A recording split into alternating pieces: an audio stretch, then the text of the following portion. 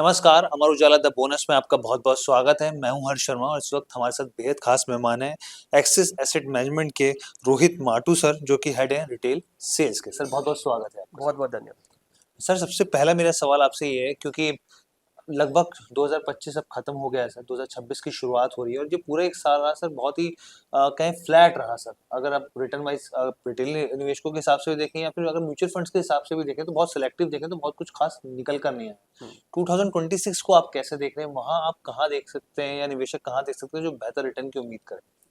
सो देखिए, कारण थे। जी हम 2025 से पहले वाले जो 2-3 साल थे वो बहुत बेहद अच्छे रहे जी। इंडिया। और मार्केट हमेशा क्या है, over a period of time एक इक्विलिब्रियम स्टेट में रहा। एंड कारण जो थे वो थे over heating of Indian markets. हमारे वैल्यूएशन थोड़ी स्ट्रेच थी and the biggest issue was that rural का डिमांड कम हो रहा था। हमारे अर्निंग्स अपडेट्स जो आ रही थी कंपनी से वो अच्छा आ नहीं रहा था। सो मार्केट बहुत एक दुविधा में था कि क्या करें, क्योंकि अगर अर्निंग्स नहीं आएंगी मार्केट कभी भी नहीं बढ़ता है। और आप ऑलरेडी एक अच्छे टाइम से लौट के आ रहे हैं, तो it becomes very very difficult for markets. अगर अर्निंग विजिबिलिटी अच्छी नहीं है तो मार्केट उसको कभी भी रिवॉर्ड नहीं करता। And on top of that एक और बहुत ही बड़ा जो विषय था कि टैरिफ्स जो चल रहे हैं, कि हमारा टैरिफ कैसे होगा, वर्ल्ड इकोनॉमी कैसा करेगी। सो दैट्स वेयर, एंड इतने सारे जियो पॉलिटिकल टेंशन चल ही रहे थे, तो नेगेटिव न्यूज बहुत ज्यादा थी, पॉजिटिव न्यूज थोड़ी कम थी। But as we stop today, अब अगर आप अभी देखोगे इस क्वार्टर के जो रिजल्ट्स आए हैं, बहुत सारी कंपनीज ने बहुत टाइम बाद डबल डिजिट्स में अपना रेवेन्यू ग्रोथ दिखाया। बहुत सारी कंपनीज ने डबल डिजिट में अपना प्रॉफिटेबिलिटी ग्रोथ भी दिखाया, which means earning cycle obviously थोड़ा अर्ली है। We need to wait another 1-2 quarter wait करना पड़ेगा। बट लग रहा है कि अर्निंग साइकिल रिवाइव हो रहा है। और जो गवर्नमेंट ने बहुत कदम लिए, जैसे उन्होंने टैक्सेशन पे कदम लिए, जीएसटी पे बहुत बड़ा एक रिफॉर्म लाया, that help to spur demand. Because होता क्या, अगर डिमांड नहीं होगी तो ऑब्वियसली इकोनॉमी का एक्टिविटी नहीं बढ़ता है। तो डिमांड बढ़ा, उसके हिसाब से आपकी प्रॉफिटेबिलिटी बढ़ी, अर्निंग्स बढ़े। सो वो दर्शाता है कि रेजिलियंस है इकोनॉमी में।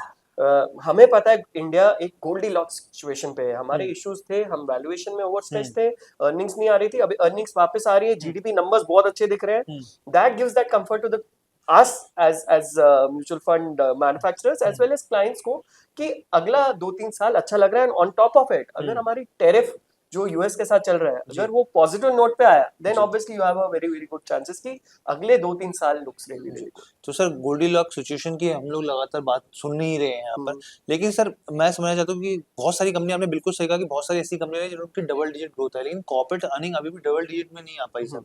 ये कंसर्न लगातार बना हुआ है। तो आपको क्या लगता है कि आने वाले कौन से क्वार्टर, सर क्योंकि बहुत सारे ऐसे एक्सपर्ट्स का भी कहना है कि अब जो कंजम्पशन की जो थीम जिस तरीके से अभी तक ठंडी थी, अब Q3 Q4 में वो अर्निंग्स में रिफ्लेक्ट होगी।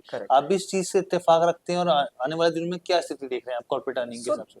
अगेन, अगर मैं थोड़ा पास में जाऊं, 2-3 साल फ्रॉम से 21 to 23, वो साल ऐसे थे भारत में, इंडियन मार्केट्स में, कि ब्रॉड बेसिंग ऑफ मार्केट हो गई, कि शेयर मार्केट के बहुत सारे small mid large micro cap companies भी चली। सो बिकॉज लिक्विडिटी बहुत था और यूफोरिया अच्छा था, हर जगह पैसा जा रहा है। मे बी अगला 2-3 साल वैसा ना हो कि आप कहीं भी पैसा लगाएंगे वहां चलेगा। So you have to be very very, हमें बहुत समझदारी से कदम लेने पड़ेंगे और वहां से उन सेक्टर्स में रहना चाहिए जहां रिस्क रिटर्न अच्छा लगे।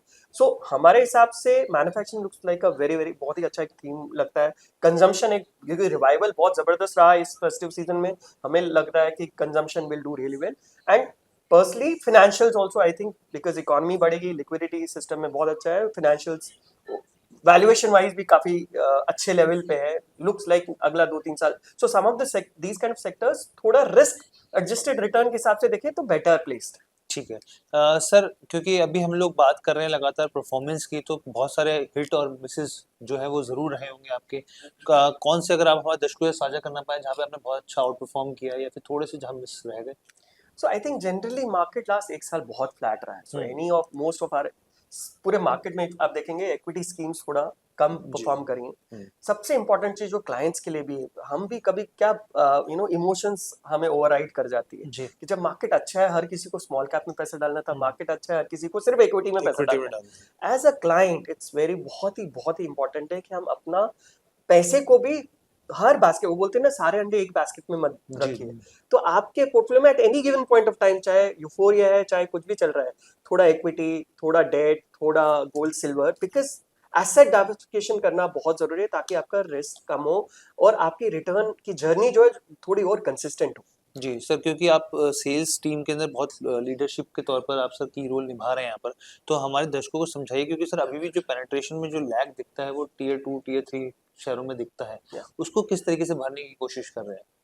आई थिंक पूरा इंडस्ट्री को साथ मिलके काम करना पड़ेगा, चाहे वो मैन्युफैक्चरर्स हो, चाहे हमारे डिस्ट्रीब्यूटर्स हो, चाहे हमारे डिजिटल फिनटेक पार्टनर्स हो। आई थिंक एक अच्छा चीज हुआ है कि फिनटेक पार्टनर्स रीच को बढ़ा रहे हैं, बिकॉज मैनुअली वो सब करना, इंडिया बहुत ही बड़ा देश है, हर जगह पे पहुंचना becomes very difficult. But I think एक अच्छा काम शुरू हुआ है, but long way to go. आज हम देखें तो डीमैट अकाउंट ऑलरेडी कुछ 20 करोड़ के आसपास हो गए। जी so we are very hopeful that बहुत सारे क्लाइंट्स उस जर्नी से, बिकॉज उन्होंने डायरेक्ट मार्केट की एक जर्नी देख ली है, they will start migrating towards mutual fund which is a more stable long term wealth creation tool. सो वो अवेयरनेस हमें लगाना पड़ेगा कि कुछ अगेन वहां पे भी डाइवर्सिफिकेशन होना बहुत जरूरी है कि कुछ पैसा इक्विटी में, लॉन्ग टर्म पैसा जो आपका गोल्ड बेस्ड पैसा है वो म्यूचुअल फंड्स के थ्रू, और अगर आप एचएनआई है कुछ पैसा ऑल्ट्स और पीएमएस के थ्रू जाना चाहिए, जी। ताकि आपके एक अच्छा बास्केट बने और आपको वॉलेटाइल मार्केट से थोड़ा छुटकारा जी। मिले। क्योंकि सर इस ग्रोथ में डिस्ट्रीब्यूटर्स की बहुत बड़ी भूमिका होती है, तो मैं आपसे समझना चाहता हूँ कि क्या कुछ इस तरीके की कंपनी जो है ट्रेनिंग प्रोग्राम्स भी चला रही है ताकि और ज्यादा अवेयरनेस फैलाया जा सके और ज्यादा जोड़ा जा सके डिस्ट्रीब्यूटर्स को अपने साथ? तो हम एज और ये हमारे एएमसी नहीं, I can vouch for the entire industry की पूरा मैन्युफैक्चरर्स जितने भी एएमसीज हैं, ये बहुत ही इंपॉर्टेंट है that we spend a lot on training, because अभी भी जितने डिस्ट्रीब्यूटर्स लाइफ इंश्योरेंस बेचते हैं, प्रॉब्ली हमारे यहाँ उसका 1/3 या वन मतलब 1/10 के 1/4 के आसपास लोग हैं, विच टेल्स अस दैट हमें और लेग्स एंड आर्म्स चाहिए ताकि वो ग्राउंड पे जाए और काम करे। तो training is a very very basic चीज जो हम करते रहते हैं, all at given 24/7, this is something which we passionately ensure that हम ज्यादा से ज्यादा सेशंस करें, ज्यादा से ज्यादा और अच्छे सेशंस करें, run of the mill sessions नहीं करें। एक ऐसे सेशन जहां से, जैसे आज का session, where people come and take something which is very very positive, which can help them to grow their business, which can help them to make more and more people financially exclusive उनको बनाए, मतलब so that उनकी financial needs को पूरा कर।